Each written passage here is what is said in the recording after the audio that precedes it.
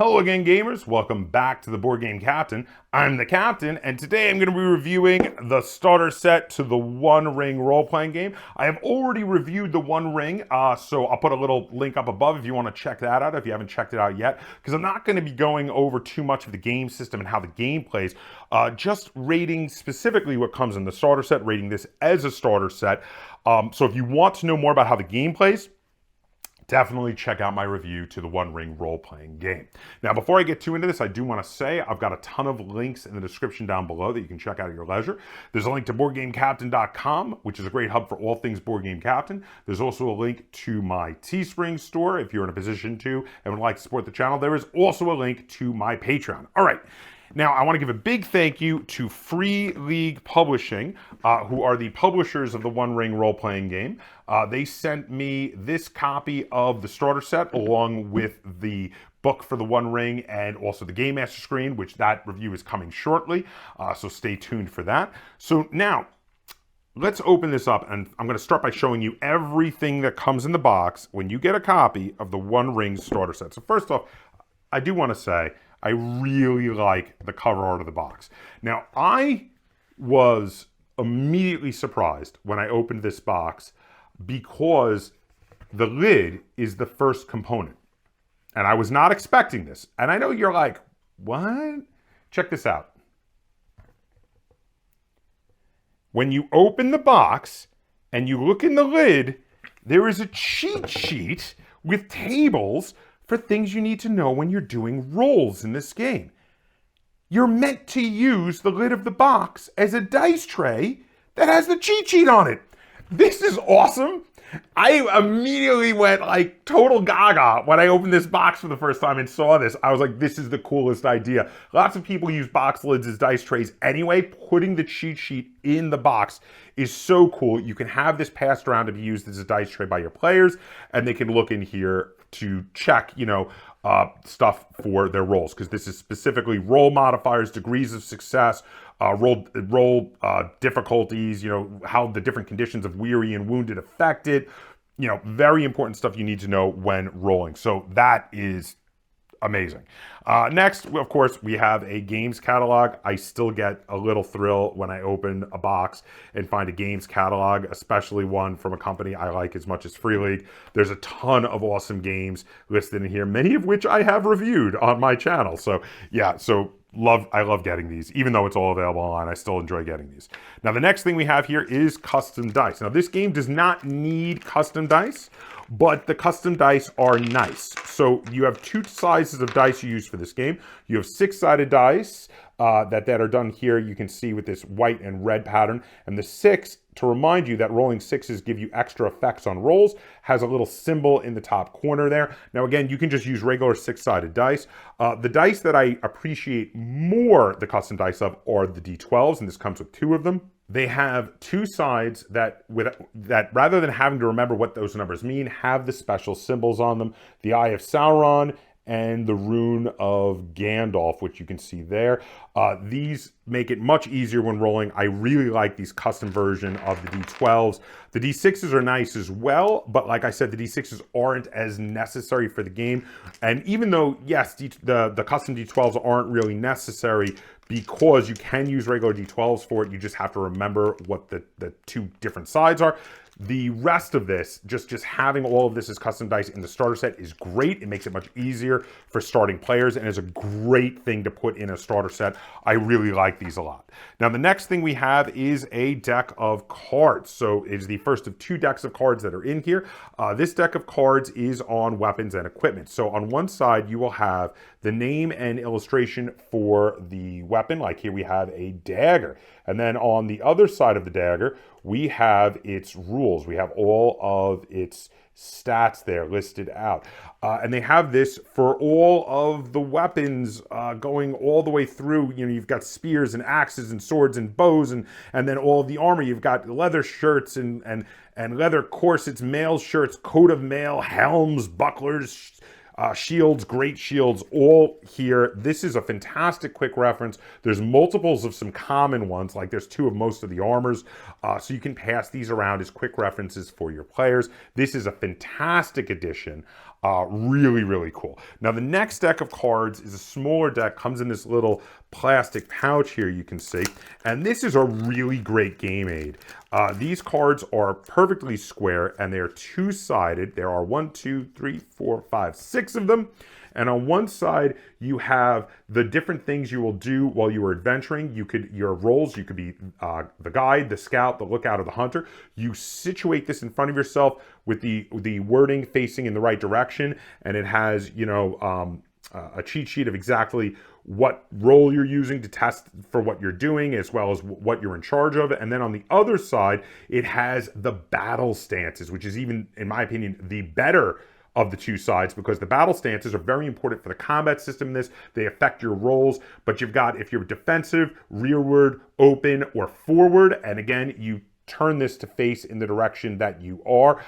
These are really, really cool. I like these a lot, and I think their inclusion is fantastic, because again, this is another little game aid that is going to really help your players to remember the little nitty-gritty of parts of the system, so they don't have to just, write it down on a piece of paper. They have a real easy, tool to use every game for remembering that.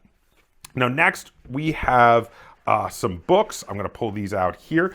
So first we have the rules. Now, the rule book here is a short version of the rules of the game.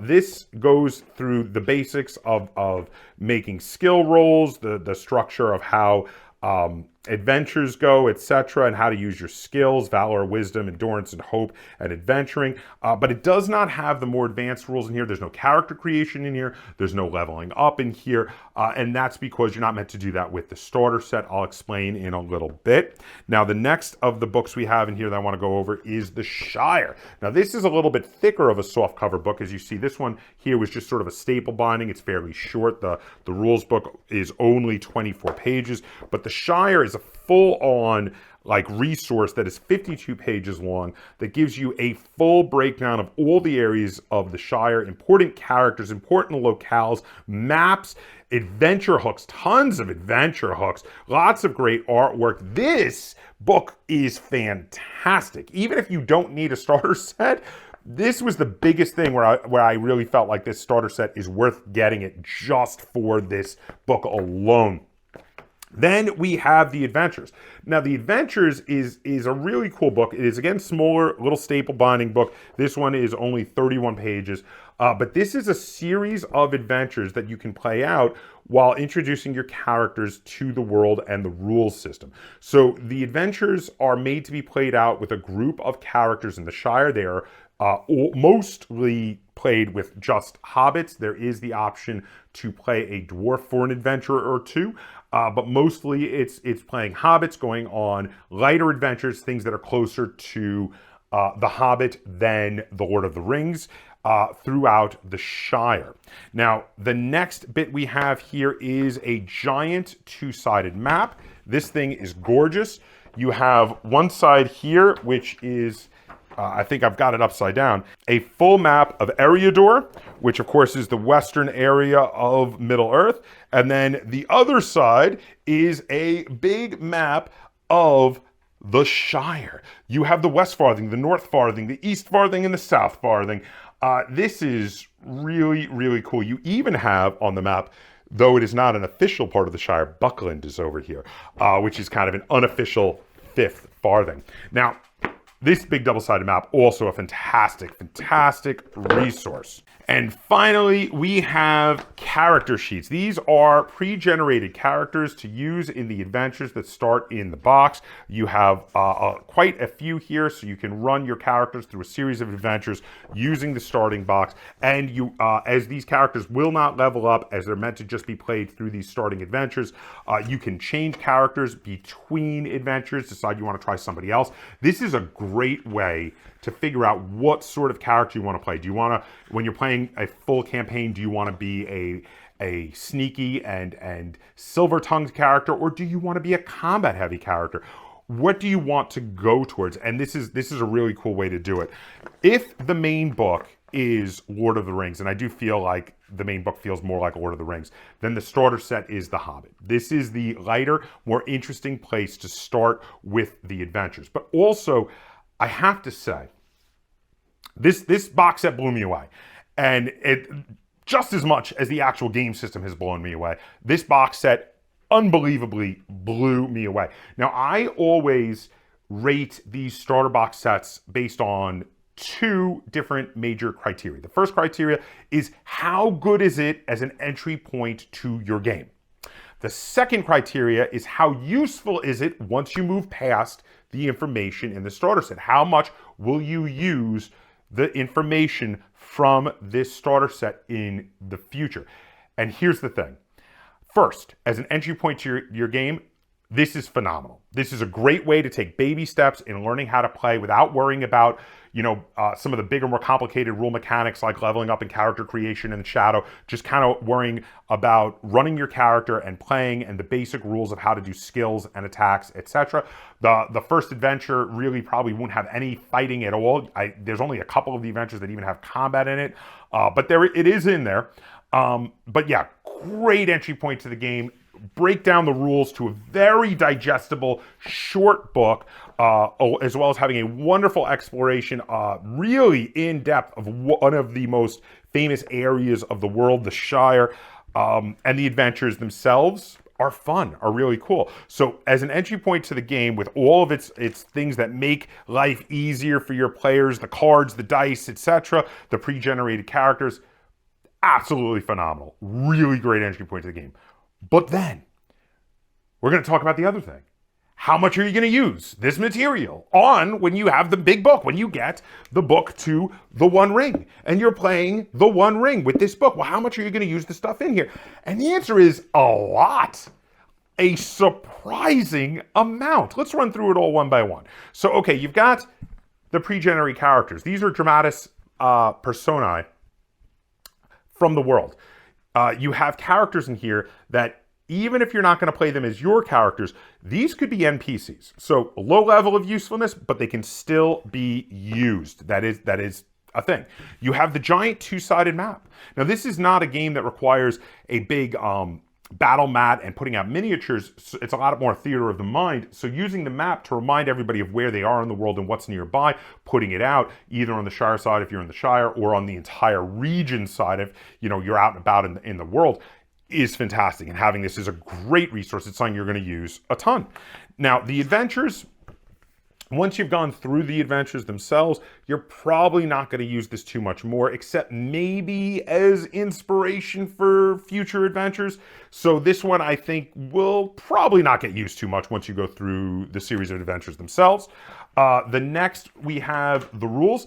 This will get a limited amount of usage, but will get used more than the adventures, in my opinion, because you're probably going to leave this out as a quick reference for your players if they need to quickly look up, well, how do I use this skill again? What is this skill used for? Because it's all in here. There's a short version of the basic rules on how to do basic skill rolls, combat rolls, etc., all in here. So this will be left out. I would totally let that be passed around, especially since as the game master, I'm probably going to be holding on to the main One Ring book. Having that out for people to pass around and quickly look up rules is going to be very useful, and it's a much more easily digestible and easy to look up format in the smaller book.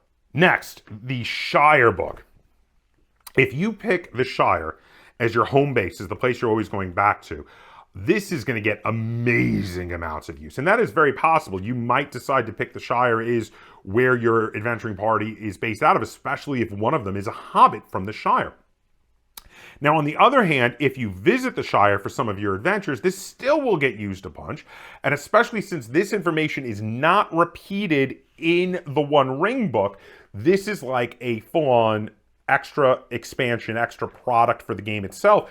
And it is incredibly in-depth, again, at more than 50 pages worth of information about the Shire. Really, really cool. Probably my favorite part of this box set. Next, the custom dice. You're going to use these. Now, you can use basic dice. If you didn't get this box set and you're just jumping into the One Ring, you can use regular dice for it. It's not really much of a problem, but these are better. These are better to use than just basic dice. Having these out are great, and if you got them, you're gonna use them. Next, we have the cards. We have the 2 cards. We have the deck of cards of the items, and we have the cards that help you for your battle stances as well as for your what you're doing while you are out on the road and searching for your next encounter, etc. These are wonderful resources that if you have, you are going to use. There is no way you're not going to use them. And then finally, the final thing is the box top with its cheat sheet on the rolls and its ability to be used. I know it's funny. It's funny to me too.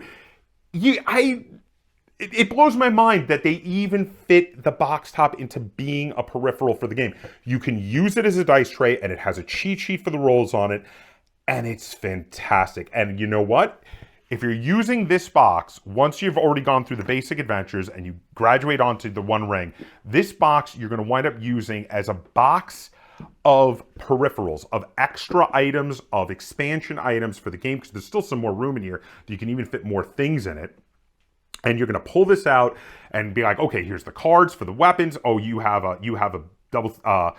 great axe. Here's your great axe. You have a sword. Here's your sword. Here's your armor, etc. Here's your cards to reference what you're doing in combat. And here's the box top with the cheat sheet on it. The vast majority of things in here are going to be usable when you are playing your full-on campaign in the One Ring with the One Ring book, and that is way far above average. In fact, this might be one of the most completely usable starter sets I have ever seen. Short of when they do a box set that's not really a starter set, that just contains all of the books and the main stuff that you will need for the game without actually, being a starter set, because this actually is a starter set.